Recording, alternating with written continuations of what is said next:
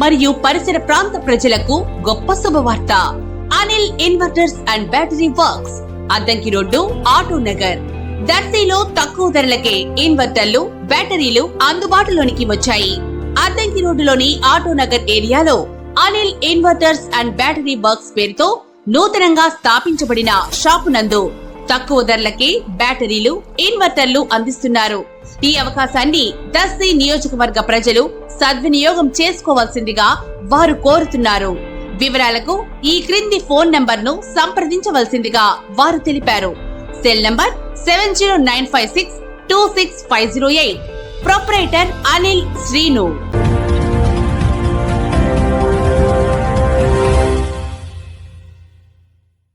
మన దర్శి వార్తలు ప్రేక్షకులకు నమస్కారం.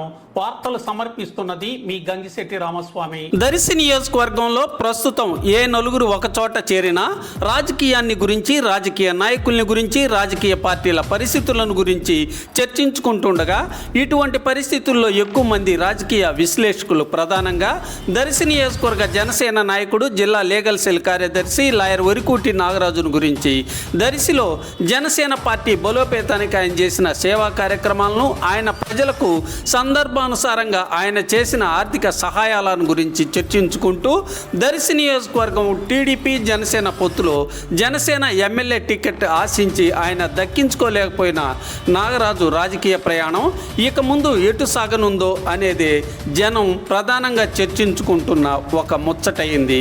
దర్శి నియోజకవర్గంలో 2 ఏళ్ల క్రితం వరికూటి నాగరాజు దర్శిలో ప్రవేశించే ముందు వరకు జనసేన పార్టీ కొంతవరకు నిస్తేజంగా ఉండగా నాగరాజు పార్టీలో జోష్ పెంచేందుకు పెద్ద ర్యాలీ కార్యక్రమాన్ని నిర్వహించడం పార్టీలో ఒక హైప్ తెచ్చిందని చెప్పవచ్చు.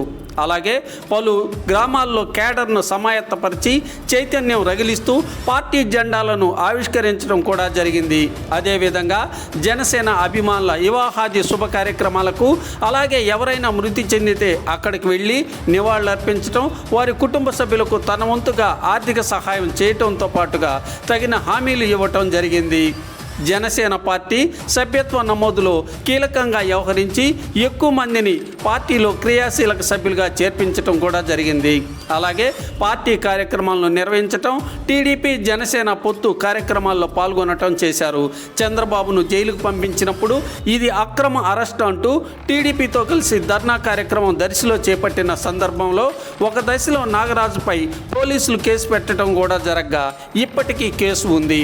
పార్టీ బలోపేతానికి నాగరాజు చేసిన కృషిని ఇప్పటికీ ఎంతోమంది గుర్తు చేసుకుంటూ చెప్పుకోవటం కూడా వినిపిస్తూనే ఉంది. ఇంతటి పరిస్థితి కలిగిన నాగరాజు రాజకీయ ప్రయాణం ఎటు సాగనుందో అనేదే అందరిలో ఒక ప్రశ్నగా మిగిలింది. అంతేకాకుండా దర్శి జనసేనలో ప్రోటోకాల్ వివాదం కూడా ప్రస్తుతం జరుగుతున్నట్లు తెలుస్తున్నందున అధిష్టానం నాగరాజుకు ఎటువంటి ప్రాధాన్యత, ఎటువంటి హామీ ఇస్తుందో అనేదే అందరిలో చర్చగా మారింది. వరికూటికి ఒక దశ జనసేన తరఫున ఎమ్మెల్యే టికెట్ కేటాయింపు జరగవచ్చుననే ప్రచారం కూడా జరగ్గా పార్టీ అధినేత Pawan Kalyan, party PAC chairman Nadendla మనోహర్లు వరికూటి పట్ల అభిమానాన్ని చూపించటం జరిగినప్పటికీ నాగరాజుకు టికెట్ దక్కకపోవటం బాధాకరమని పలువురు అనుకుంటున్నారు. ఒక దశలో దర్శిలో జనసేన ఉందా అనే స్థాయి నుంచి ఇదిరా జనసేన అంటే అనే స్థాయికి తీసుకొచ్చిన నాగరాజు రాజకీయ ప్రయాణం ఎటు జరగనుందో ఎదురు చూడాల్సిందే మరి.